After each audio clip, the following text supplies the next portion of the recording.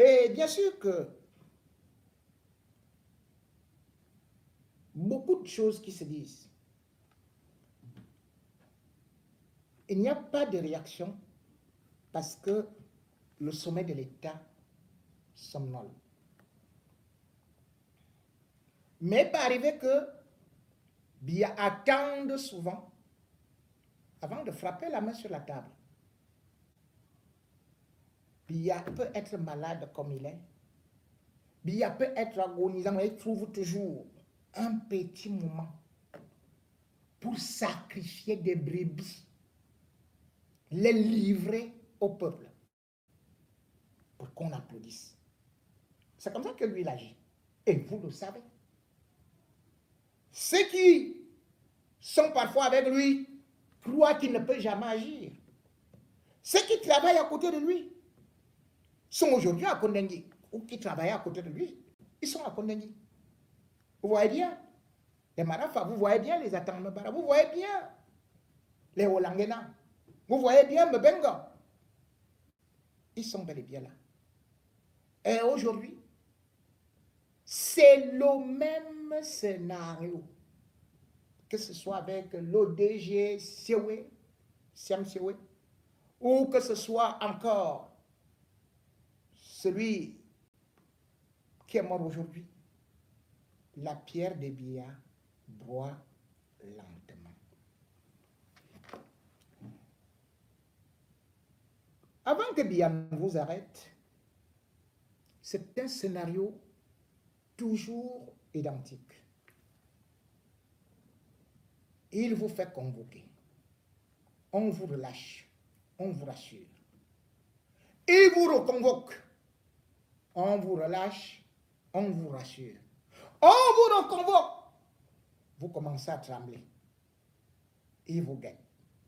Et puis, il dit interdiction de sortir du territoire. On vous retire les passeports. Et jusqu'à présent, vous avez toujours espoir. Et quand vous ne dormez plus, un beau matin, boum, on vient vous chercher. Vous allez définitivement au TCS pour ne plus ressortir. Beaucoup ont connu ce circuit, en sont morts. D'autres sont en train de pleurer en prison, selon les noms que je vous ai souvent donnés. Et un qu'on appelait David Nkoteman, on l'appelait le roi David. Tellement il était convaincu qu'il était le frère de Biya. Tellement lui, Paul Mautazé, le rassurait, puisque c'est quand lui, Paul Mautazé, était DG à la CNPS qu'il l'avait aussi recruté comme un directeur d'une administration là-bas. Et puis, avec le réseau, on a fait qu'il dirige Camtel. À peu près 14 ans. Et durant ce temps, il a détourné, avec la complicité aussi de celui-là qui croit qu'on ne le voit jamais. Parce qu'il fait beaucoup de magie, il fait beaucoup de sorcellerie, mais on met déjà l'œil sur lui. Nganou Djoumessi. C'est avec son fils. C'est avec le fils de Nganou Djoumessi. C'est avec Nganou Djoumessi que David Nkoteman a détourné de l'argent. C'est une affaire de milliards. Il n'a pas été jugé, mais il a été convoqué plusieurs fois au TCS. Et on s'apprêtait déjà à l'arrêter. Il a finalement craqué. Il est mort. D'autres ministres sont morts comme ça. Ou des DG. Parce qu'ils voient la peur de la prison. Parce qu'ils ont vu les Motazé et les Mendozé, ils mourir, ils moisir. Et ils ne dorment plus. Ils se disent, oui, hier, j'avais des amis, j'entrais au palais de Toudi. Je demandais à tout le monde de voter pour Paul Biya. Aujourd'hui, je suis devenu un paria. Je suis fini. Un côté manétain ici. petit à petit, on le voyait fondre comme une bougie. L'homme qui était chaud quand il était dans son bureau, que le nana était capable de vouloir lécher les pieds, était devenu l'ombre de lui-même, pâle comme une feuille de tabac séchée.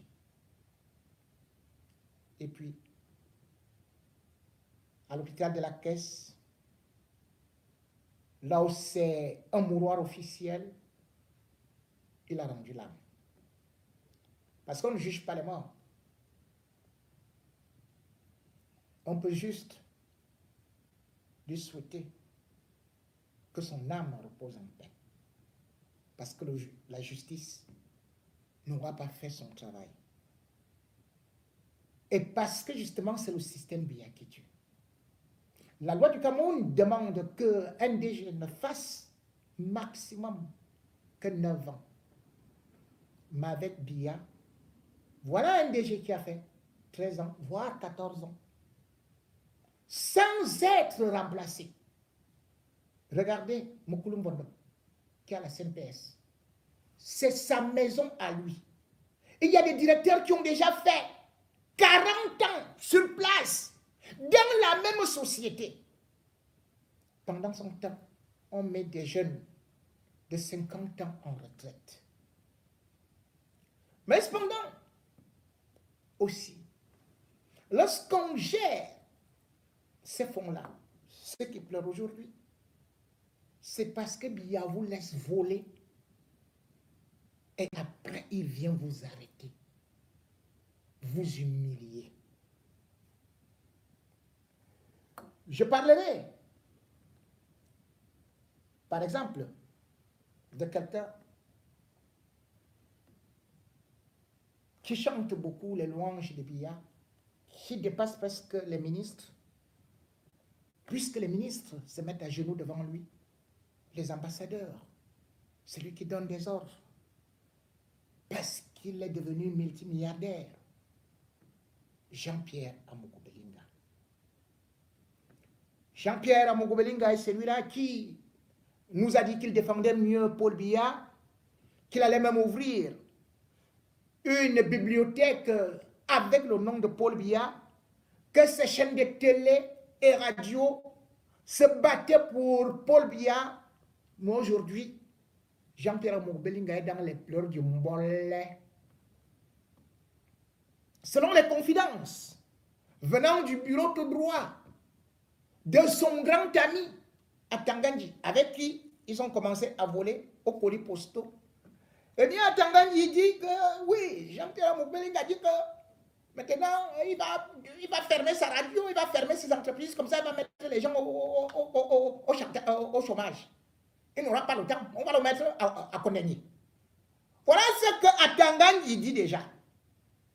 Et il dit que le gouvernement ne cédera pas au chantage.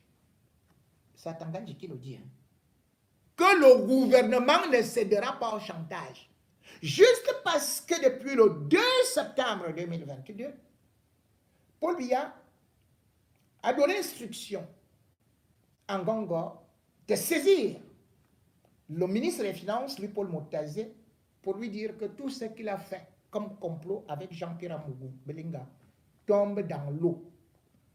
Le redressement, il faut le recommencer et surtout, il n'y a plus de moratoire à l'infinitésimal, comme lui Paul Motazé, le ministre des Finances, avait bien voulu faire.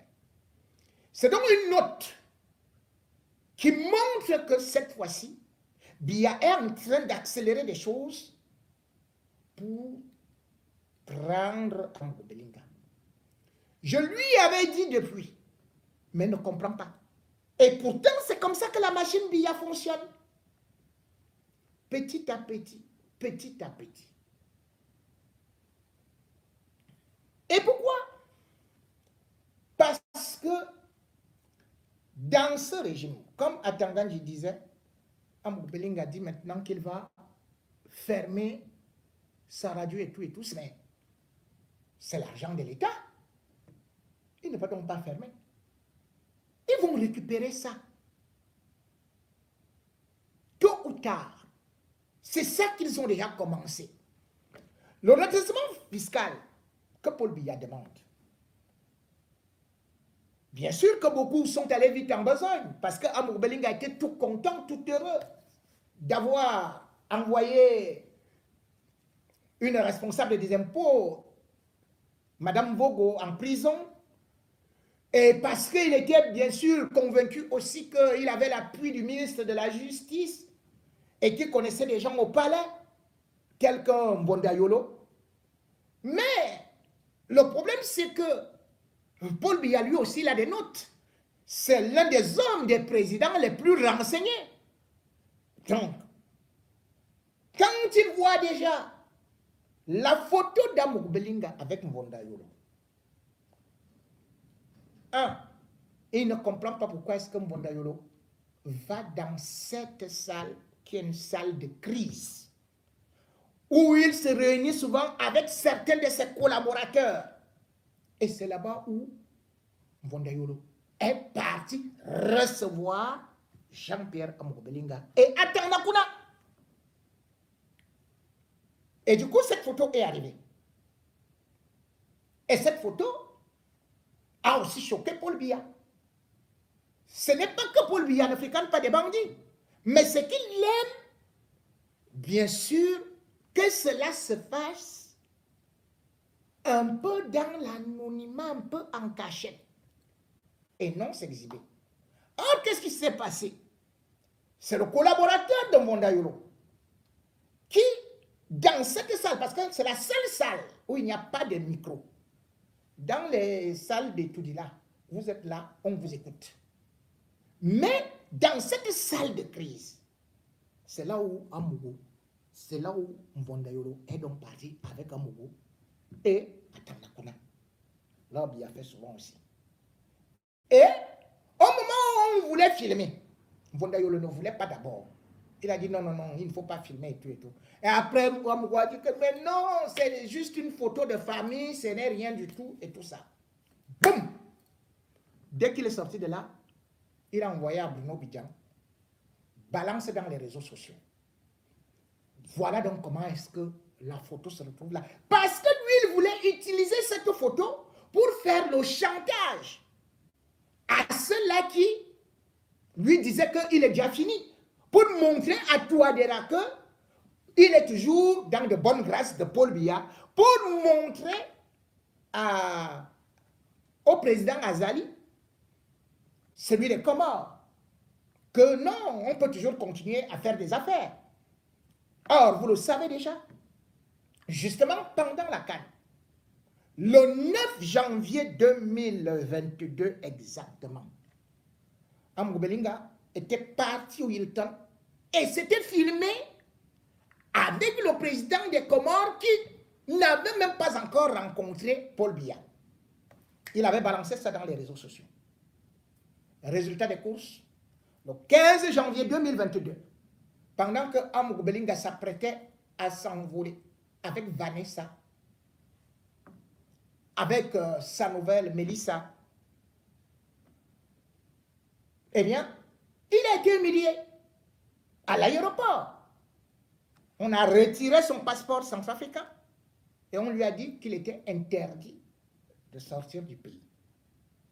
Une grosse humiliation, mais jusque-là, lui, il ne voyait pas que les ordres venaient d'étudier. Il se disait que c'est parce qu'il a des problèmes avec Martin Bargangele qu'il avait vachement, sauvagement accusé.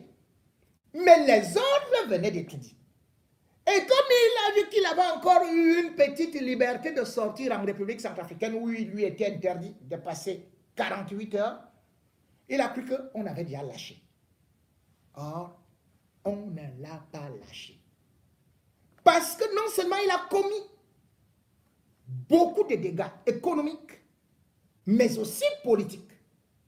Comme j'ai par exemple parlé de cette exhibition avec le président des Comores, mais surtout également, on peut même évoquer certaines choses où carrément il a défié Biya. Vous ne pouvez pas faire que Paul Biya renvoie le commandant de la GP, Étoune Doussoué, le colonel. C'est lui qui était le commandant à la GP. Paul Biya le renvoie. Paul Biya même soupçonné qu'il voulait, il a failli faire, pas qu'il a soupçonné, parce que les soldats avaient tiré en direction de Paul Biya, mais en réalité, c'est parce que Étoune Doussoué, le colonel, détournait leur prêt. Étoune Doussoué a donc été chassé par Paul Biya. Et qui le prend pour maintenant la sécurité? C'est Amogo Belinga. Il prend Étoune Doussoué. Il fait de lui son chef de sécurité. Donc, il enlève quelqu'un, Amogo le récupère. Et après, Amogo prend sa fille, Mélissa. Il épouse. Il ferme la bouche. Amogo Belinga va court. Il va au palais. Il court là-bas. Non seulement, il avait déjà eu des atomes crochus avec Belinga et Boutou, mais il va maintenant recruter celui qui est aussi proche de Biya, donc le général Evo Desemsio. C'est avec lui qu'il fait des marchés. Il commence à faire des marchés publics avec lui. Et ces marchés jusqu'aux tenues des militaires, jusqu'aux effets, tout ça, Biya est désormais au courant. Il revient aussi chercher mon général, mais qu'est-ce qu'il veut finalement? Puisque lorsque vous essayez de voir tout ce qu'il a eu à faire, tous ses parcours, vous vous rendez donc compte que c'est quelqu'un qui a accumulé beaucoup d'argent et qui, dans ce qu'on appelle la transition qui arrive, ou le coup d'état scientifique qui est en train de s'organiser, il a un grand rôle à jouer parce qu'il garde des sommes d'argent et parce qu'il a profité de la ligne 94 et de la ligne 65. Voilà pourquoi Paul Biya ordonne donc une enquête sur la ligne 94. Je crois d'ailleurs que je devrais avoir cette note-là où il demande à... Je crois que je peux avoir ça. Je ne sais pas si j'ai ça ici. Non. Je vais voir si j'ai ça ici. Et si je n'ai pas, ce n'est pas grave. Parce que certainement, certains... Voilà. La boîte magique. Les banques qui n'aiment pas la boîte magique, même les gens du gouvernement, ils n'aiment pas ma boîte noire. Hey! Ah, voilà donc ça. Ils étaient en train de danser, non? Voilà déjà le recouvrement que je vois ici. Le ministre d'État, secrétaire général de la présidence. À monsieur le ministre des Finances. Traitement réservé. Objet. Traitement réservé aux dossiers fiscaux des entreprises du groupe L'Anecdote. D'ordre de monsieur le président de la République. J'ai l'honneur de vous demander de bien vouloir établir le droit dans les dossiers relatifs à l'annulation partielle des impositions mises à la charge, à l'octroi d'un sursis de paiement illimité aux autres entreprises du groupe L'Anecdote au titre de divers avis des mises de recouvrement datant du 3 février 2022. Vous voudrez bien me rendre compte de vos diligences pour la très haute et complète information au chef de l'État. Voilà Ngongo qui a signé. Et Amougou dit qu'il est en guerre contre Ngongo. Ngongo est donc parti allumer que je ne vais pas mourir seul. Je vais d'abord finir avec vous. Et les gens croient que ça s'arrête à 11 milliards. Puisque il n'est pas normal que Motazé nous explique qu'un recouvrement de 11 milliards se transforme en 2 milliards. C'est du jamais vu. Cela veut dire que Paul Biya vient donc de démasquer le jeu de Louis-Paul Montazé. Et c'est pour ça qu'il a envoyé des enquêteurs qui sont actuellement au ministère des Finances. Ils sont au ministère des Finances, bâtiment A, je crois, ordre 1717, quelque chose comme ça. Ils sont là-bas. Ils fouillent tout. De 2010 à 2021. Et pourquoi c'est maintenant? Et pourquoi ce n'est pas 11 milliards? Je vous avais dit, quand Amouk Belling avait commencé à annoncer que oh, c'est la jalousie, on veut le tuer, comment une scène de télévision, on va demander de faire des recouvrements. Mais non, c'est une lettre de la NIF. La NIF qui a été créée par Paul Biya, qui surveille. C'est donc une enquête de la NIF qui est arrivée à la présidence de la République. Et c'est cette lettre qui dénonce que Amouk Belling a eu à sortir, enfin, a eu à brasser 90 milliards. On ne compte pas Vision Finance, hein. 90 milliards à partir de ces sociétés. Je vous avais déjà dit qu'il avait au moins 113 sociétés et fausses sociétés.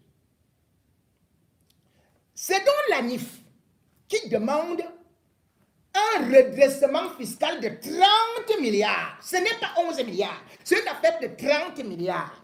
Le premier redressement fiscal. Lui, Paul Montazé, va faire des jongleries pour arriver à 11 milliards. De 11 milliards, on se retrouve à 2 milliards. Voilà donc.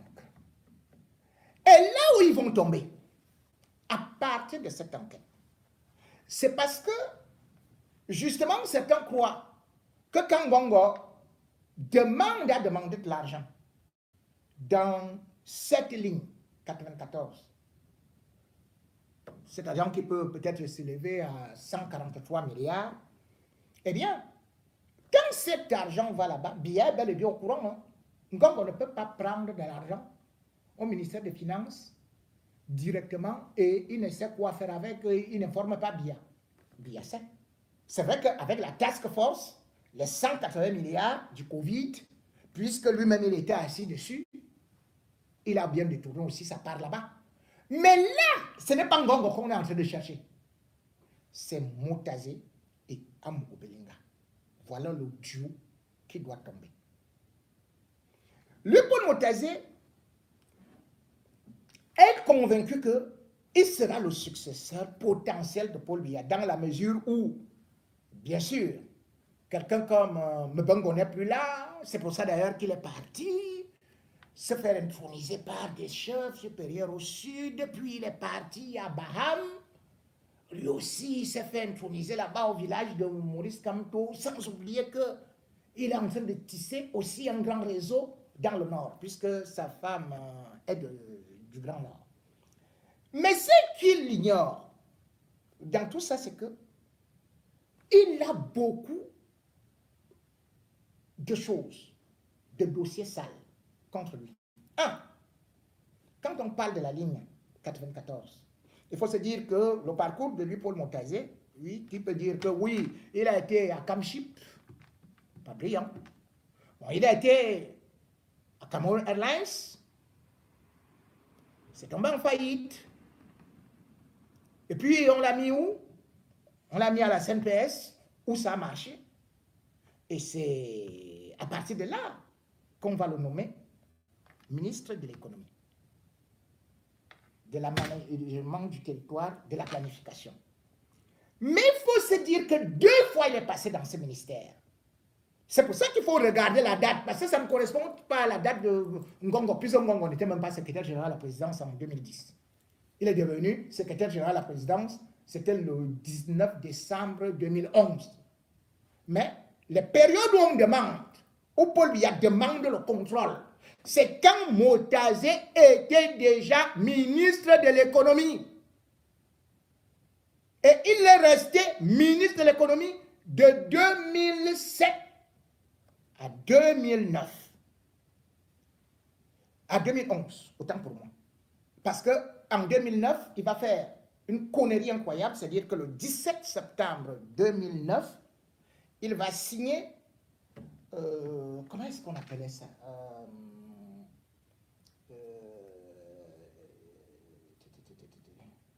il va signer un accord avec une entreprise américaine qu'on appelait Heracles Farm. C'est bon. Heracles Farm. Là, c'est sa première gaffe, hein, parce qu'il ne compte pas ce qu'il a fait au niveau de l'autre côté là. Heracles Farm, il va signer un contrat qui jusqu'à présent ne passe pas. 70 000 hectares à Heracles Farm. Vous savez à combien? À combien? Heracles Farm doit payer à l'État du Cameroun $1 par an. Vous avez bien entendu, les terres, $1 par an, 70 000 hectares. Lui, Paul Motazi a dit que c'était pour aller produire, aller faire une palmeraie. Soit pour 99 ans. Donc voilà les Américains qui viennent exploiter le sol du Cameroun. Et ils vont payer 99 €, 99 $. 99 $ en 99 ans. Paul Biya, c'est Dieu. Il n'a rien fait. Lui, Paul Motazi, d'ailleurs, a été par la suite envoyé, parce que c'est lui qui engage aussi le projet. Parce que cette ligne qui est utilisée par la présidence, c'est aussi pour des projets, mais des projets qui concernent l'État. C'est lui, par exemple, qui va engager, en se disant qu'il cherche des financements pour que ce soit même certains barrages dont on parle aujourd'hui, que justement Gaston Elundou lui vient récupérer la patate chaude. C'était à l'époque de lui, Paul Motazi, hein, c'est lui qui est parti en disant que non, on va financer tel projet, tel barrage, et ce barrage, aucun n'est terminé. Bon, bref, ce n'est pas là-bas où je m'en vais.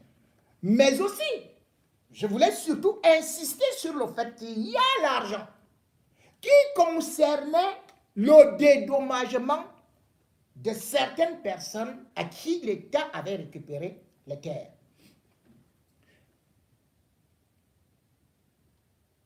« 4 milliards ont été détournés. 4 milliards. Et c'est lui, Paul Motazi, qui était le président du comité de pilotage. Il était président. Hein? Il était président.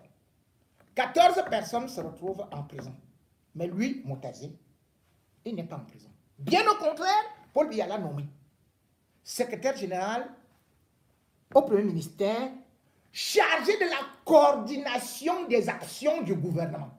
Donc il est reparti là-bas, avec d'ailleurs le projet de Bekim, le projet, c'est-à-dire que ce soit de la bauxite, que ce soit le fer de Mbala, dont vous entendez par là. C'était les projets qui étaient coordonnés, dirigés par le Paul Motazi et qui n'ont pas eu à fructifier, puisqu'ils n'ont pas abouti. Mais maintenant, qu'est-ce qu'on se rend compte? Lorsqu'il quitte de là, eh bien, on le renvoie encore au ministère de l'économie. Parce qu'il va dire à Paul Biya que je constate, parce que quand Paul Biya va lui demander à un vieux mec, mais attends, qu'est-ce qui se passe là? Les dossiers n'avancent pas. Il va lui dire que non, mais puisque je suis au premier ministère, il faut que je retourne au ministère de l'économie. C'est là-bas, il y a tout, on me bloque ici et tout ça. Paul Biya le renomme au ministère de l'économie pour que les dossiers avancent. Mais là-bas, il va donc installer cette fois-ci, c'est-à-dire que entre, parce qu'il est nommé en 2015, renommé au même ministère en 2015, il va rester là-bas jusqu'au 2 mars 2018, avant d'aller encore aux finances. Il trouve donc la ligne juteuse, la ligne 94. Il s'installe donc avec Amogo Belinga, avec Sylvain Bonda. L'argent commence donc à sortir.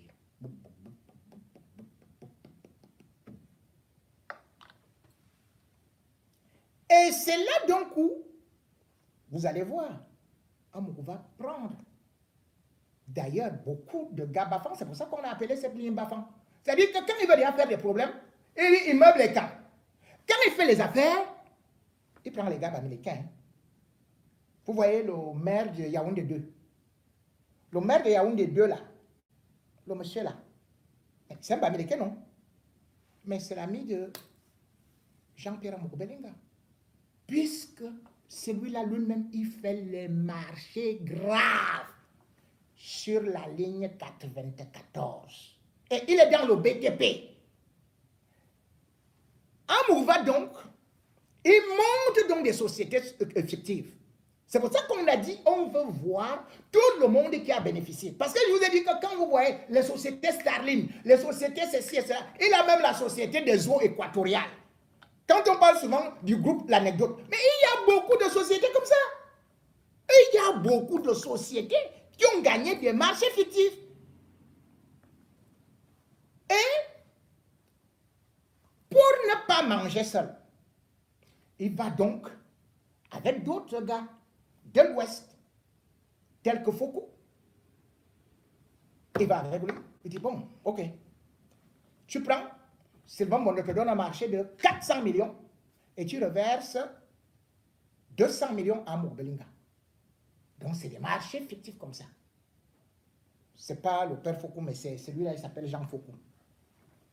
Et d'ailleurs, un marché les a divisés de telle sorte que Amour-Belinga a fait qu'on arrête Jean Foucault. On l'a enfermé.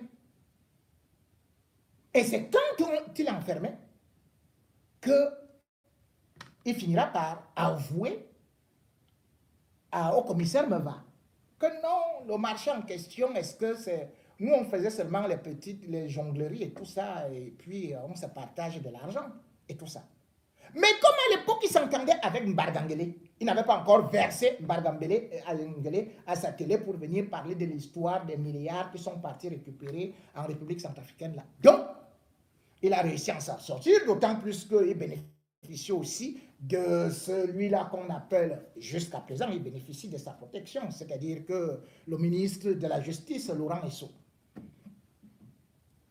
Voilà donc comment est-ce que lui, Paul Montazé, va faire sortir de l'argent et de l'argent. Et quand il vient même au ministère des Finances, il crée la ligne 65. Toujours pour faire bénéficier à Amour-Belinga. Vous vous rendez compte? Je vous donne un exemple. De 2017 à 2018, lui, Paul Montazé, ministre de l'économie, a donné à Amour-Belinga 2 milliards 600 millions. Genre, cadeau. 2 milliards 600 millions. Et regardez son passage devant les députés de l'Assemblée. Un autre document sort que maintenant on vient d'accorder à Jean-Pierre Amour-Belinga 690 millions pour la construction de Issam, son école à lui. Les députés interpellent lui, Paul Montazé. Il dit que oui, je l'ai fait, c'est moi. C'est un document authentique, c'est original. C'est une école qui va servir vraiment et tout et tout. Et on croyait que c'était tout. Mais non, on découvre que le Gabon et tous les autres pays ont déjà dit l'histoire qu'on appelle 3A Télé Sud là ne sert pratiquement à rien.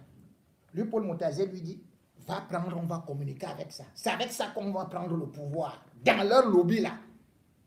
Bim, on nous annonce que Amour-Belinga a acheté 3A Télé Sud. Et après, on découvre que c'est lui, Paul Montazé, qui a financé. C'est-à-dire, c'est l'État du Cameroun qui a acheté une télévision privée qui appartient à un privé, Jean-Pierre Amour-Belinga. On va donc démontrer, lorsqu'on va faire ces enquêtes-là, on va donc tomber sur plusieurs dossiers qui ont été montés par Paul Montazé, Sylvain Bondo, et aussi Amour-Belinga.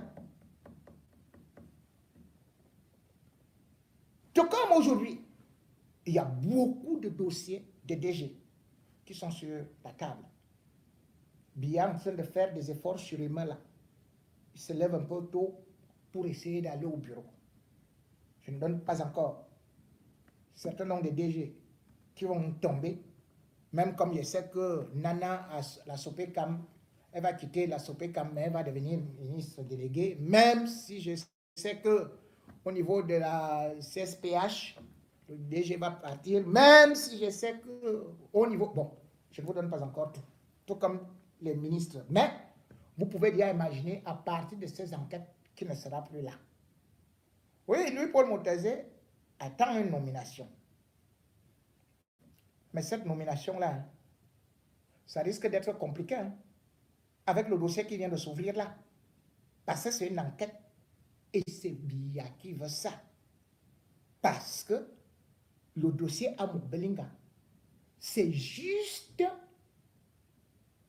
la face visible de l'iceberg. Ils sont nombreux derrière lui. Et ils font beaucoup de choses avec lui. Parce qu'ils préparent l'après-Biya. Et c'est là où, comme je le dis, aujourd'hui, il multiplie plusieurs plans pour qu'il puisse sortir de l'argent. Mais entre-temps, ceux qui ont eu de l'argent, ils sont maintenant où? À Kondengi. Et je peux vous garantir que ce piège dans lequel il est, ils ne font que tomber, tomber, tomber. Biya ne fait que presser, regarder, puis va appuyer et ce sera terminé.